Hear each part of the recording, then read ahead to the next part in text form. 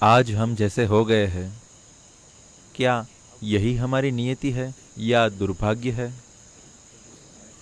जिस शहरी समाज में हम रहते हैं, क्या जीवन की पूर्ण क्षमता की खोज करना ही हमारी व्यवस्था है, या किसी ऐसे व्यक्ति की खोज करना जो हमें उस विचार तक लेकर जा सके, परम का मूलभूत विचार जिसे आप जीवन की पूर्ण क्षमता कहते हैं? यही हमारी व्यवस्था क्यों है? क्या किसी समय यह बहुत अलग था?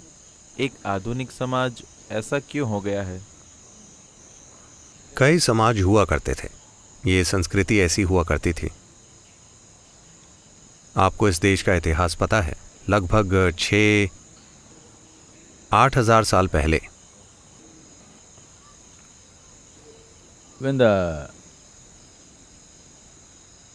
जब सबसे पहले आर्यों का हमला हुआ, जिन लोगों ने हड़प्पा और मोहनजोदारो का निर्माण किया, उनमें साफ तौर पर ऊंची बुद्धि थी। ठीक है, मुझे यकीन है कि आपने हाई स्कूल की अपनी किताबों में भी यही पढ़ा होगा। अंग्रेज़ों ने यह स्कूली किताबों में लिखा था और उन्होंने कहा हड़प्पा और मोहनजोदारो में बहुत ही व्यवस्थित गटर थे। अंग्रेज केवल इसी में रुचि रखते हैं कि वे अपने मल मूत्र को कैसे संभालते थे।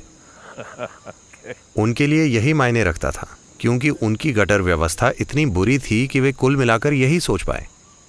उन्होंने ये क्यों नहीं सोचा कि लगभग 6000 साल पहले अगर लोगों ने ऐसे जटिल स्थान, बड़े मंदिर और चीजें बनाई तो वे कैसे लोग थे, उनकी बुद्धि कैसी थी, उनके विचार क्या थे, उनकी चेतना कैसी थी, वे किस चीज के बारे में सोचते थे, या उनके जीवन का अनुभव क्या था कि वे इतने संतुष्ट थे। उन्होंने अद्भुत नगर बनाए और उनके पास अपनी रक्षा के लिए कोई सेना नहीं थी।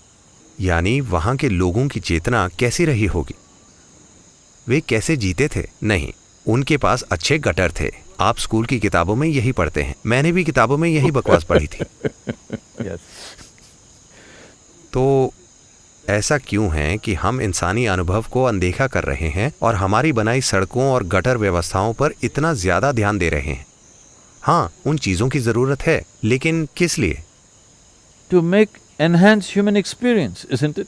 इंसानी अनुभव को गहरा बनाने के लिए, है ना? नहीं, फिलहाल वो चीज गायब है। कोई भी इंसानी अनुभव को गहरा बनाने की बात नहीं कर रहा। इंसानी अनुभव को कैसे गहरा बनाया जाए, आज इसका मतलब यही है कि लोग फोन पर लगे रहें और सब कुछ उसी के जरिए देखें।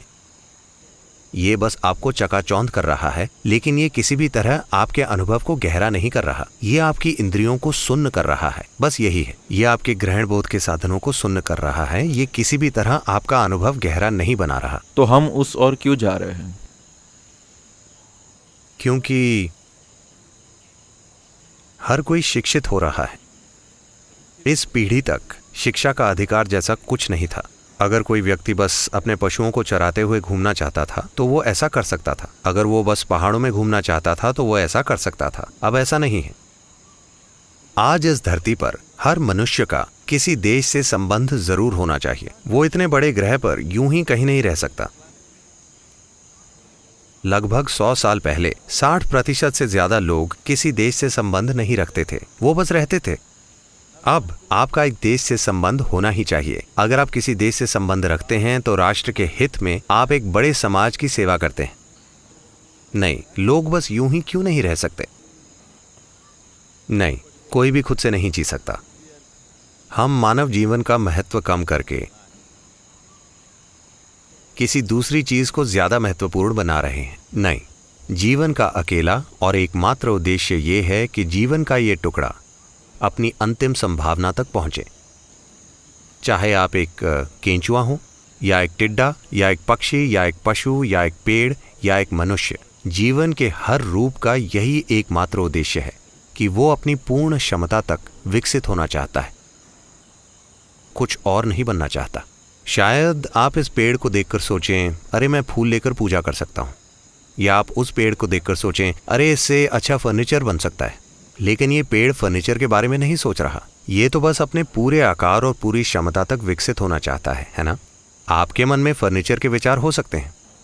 इसी तरह अगर मैं आपकी ओर देखूं, आपके पिता आपकी ओर देखकर सोचें ये क्या बनेगा, ये उनके विचार हो सकते हैं। नहीं, इस जीवन के ऐसे कोई विचार नहीं है। ये जीवन तो बस अपनी पूर्ण संभावना में खिलना चाहता है। उस संभावना के लिए दुनिया में दुर्भाग्य से बहुत बहुत बहुत ही कम मौके, बहुत ही कम। बाकी हर चीज आपको पहिए का एक पुर्जा बना रही है।